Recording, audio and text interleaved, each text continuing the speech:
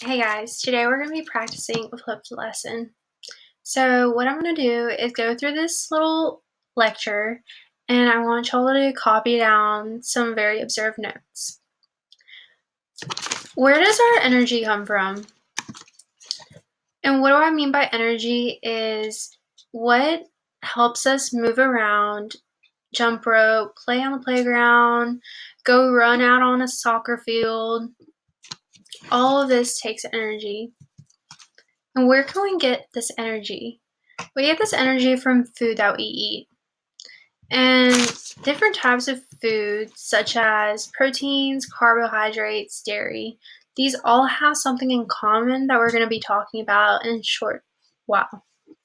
So, proteins like chicken, beef, even fish, carbohydrates like pasta, rice, potatoes, even sugars, dairies like cheese and milk.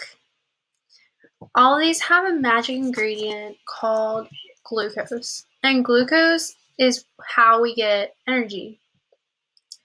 Glucose is sugar. And I'm sure most of y'all are very excited to hear that because you just grab a teaspoonful of sugar and eat it, but it's not the same thing. So glucose is what our stomachs make out of these foods, like carbohydrates and proteins and all that. So our stomach takes those foods and breaks it down to make glucose. And how can we find glucose? Glucose is almost in everything we eat. So for example, eating a hamburger has different types of glucose.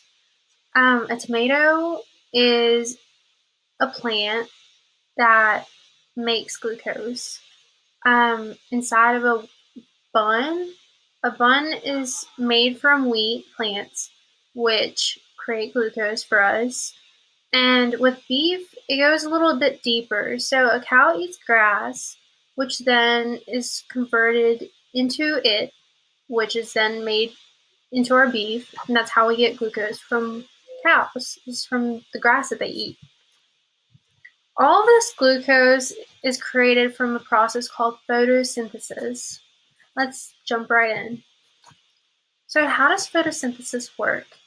Photosynthesis is made from sunlight, and it's how we get sugar, and sugar is glucose. So where does this awesome process happen? This process happens in one place, but let's take a look at the parts of a plant.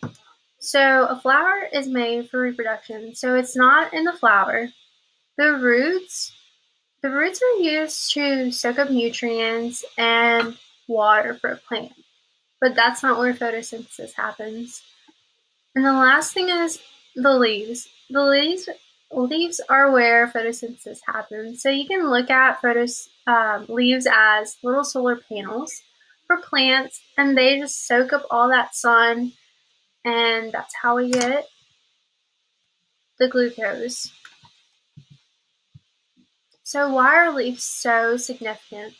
So leaves have plant cells, and we don't have plant cells, but if we did, we would have these things called chloroplasts. And what chloroplasts do is they're actually the powerhouse for a plant. And this powerhouse is how plants convert energy from the sun into food. And this food is that sugar called glucose. And last thing we're going to be talking about is chlorophyll.